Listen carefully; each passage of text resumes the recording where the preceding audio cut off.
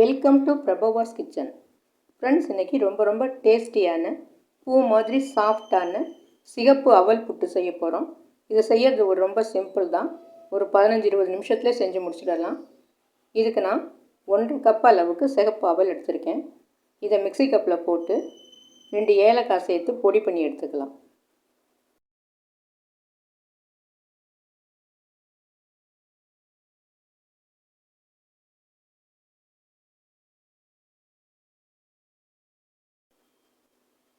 இப்போ பொடிச்ச அவலை ஒரு பாத்திரத்தில் கொட்டிட்டு இதோட ஒரு 1/4 டீஸ்பூன் அளவு உப்பு சேர்த்துக்கலாம்.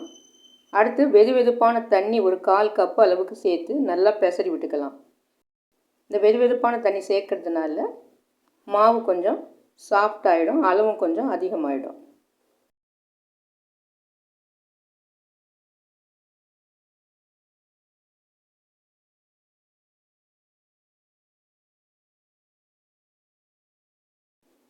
இப்போ இதை கட்டி இல்லாமல் நல்லா பெசரி விட்டதுக்கு அப்புறம் ஒரு பிளேட்டை போட்டு மூடி ஒரு 5 நிமிஷத்துக்கு அப்படியே வச்சிடலாம்.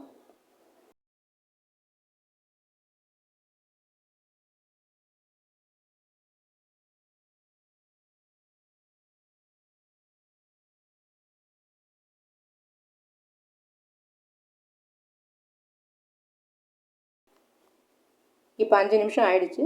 இதை திரும்பவும் ஒரு தடவை கட்டி இல்லாமல் நல்லா கிளறி விட்டுட்டு இட்லி தட்டில் துணியை போட்டு இந்த மாவை கொட்டிக்கலாம்.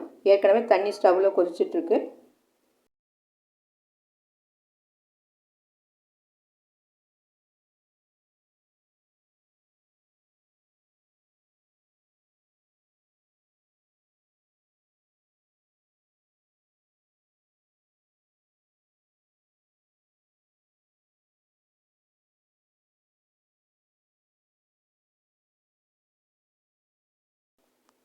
இப்போ இதை வச்சு மூடி ஒரு 4-5 நிமிஷத்துக்கு வேகிற மாதிரி வச்சிடலாம்.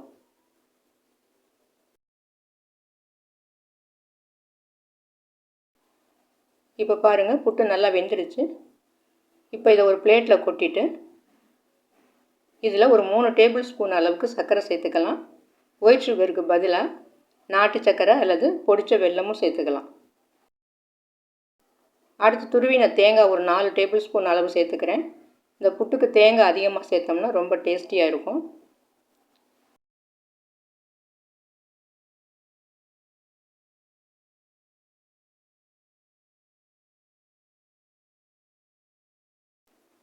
அடுத்து நெய்யில் வறுத்த முந்திரி பருப்பு கொஞ்சம் சேர்த்துக்கிறேன்.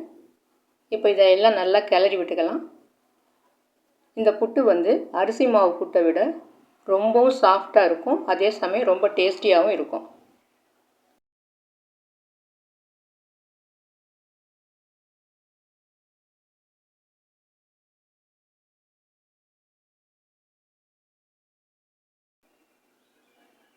இதை இப்போ சர்வ் பண்ணிக்கலாம். இந்த டிஷ்ஷு பிடிச்சிருந்ததுன்னா லைக் பண்ணுங்கள், ஷேர் பண்ணுங்கள், மறக்காமல் சப்ஸ்கிரைப் பண்ணுங்கள். நன்றி.